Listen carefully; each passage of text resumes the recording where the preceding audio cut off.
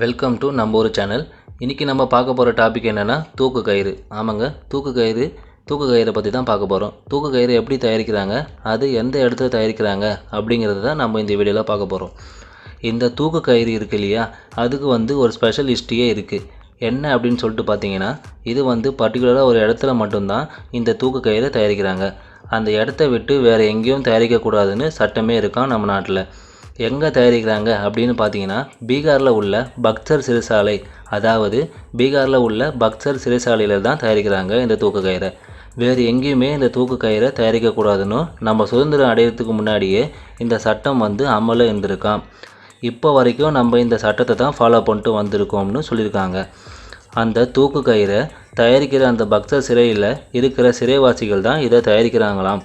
அவங்க ரிலீஸ் ஆகி போகிறதுக்கு முன்னாடி அவங்களுக்கு அப்புறம் உள்ளே வந்திருக்காங்க இல்லையா, அவங்களுக்கு இந்த தூக்கு கயிறை எப்படி செய்கிறதுன்னு சொல்லி கொடுத்துட்டு தான் போகணுமா.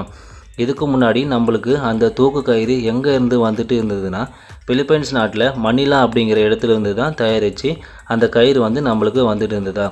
அதுக்கப்புறம் பார்த்திங்கன்னா 1780ஆம் ஆண்டு சிறைச்சாலை அமைக்கப்பட்ட பிறகு தான் ஆங்கிலேயர்கள் நம்ம நாட்டுக்கு வந்துட்டாங்களாம். அதுக்கப்புறம் ஆங்கிலேயர்கள் அதை தயாரிக்கிறதுக்கான ஒரு இயந்திரத்தை பீகார் சிறைச்சாலையிலேயே அமைச்சிட்டாங்களாம். அதுக்கப்புறம் அந்த கயிறோட பேர் மணிலா கயிறுன்னு பேர் வச்சுட்டாங்களாம். அதாவது அந்த தூக்கு கயிறோட விலை எவ்வளோன்னு பார்த்தீங்கன்னா 2120 ரூபா. இது ஒரு மீட்டரோட விலை மட்டும்தாங்க. இந்த கயிறு எப்படி இருக்கணும்னு அப்படின்னு பார்த்தீங்கன்னா, பஞ்சில் ஈரப்பதம் இருந்தால் எப்படி இருக்குமோ அவ்வளோ சாஃப்டாக இருக்குமா இந்த கயிறு. அதாவது 18 அடி உயரத்தில் இந்த கயிறை தயாரிப்பாங்களாம். இது தயாரிச்சுலாம் ஸ்டாக்கில் வச்சுக்க மாட்டாங்களாம். எப்போ தேவைப்படுதோ, அதாவது கோர்ட்டில் ஒருத்தருக்கு தூக்கு தண்டனையில் கன்ஃபார்ம் ஆகிடுச்சு அப்படின்னா மட்டும்தான் இதை தயாரிச்சுப்பாங்களாம்.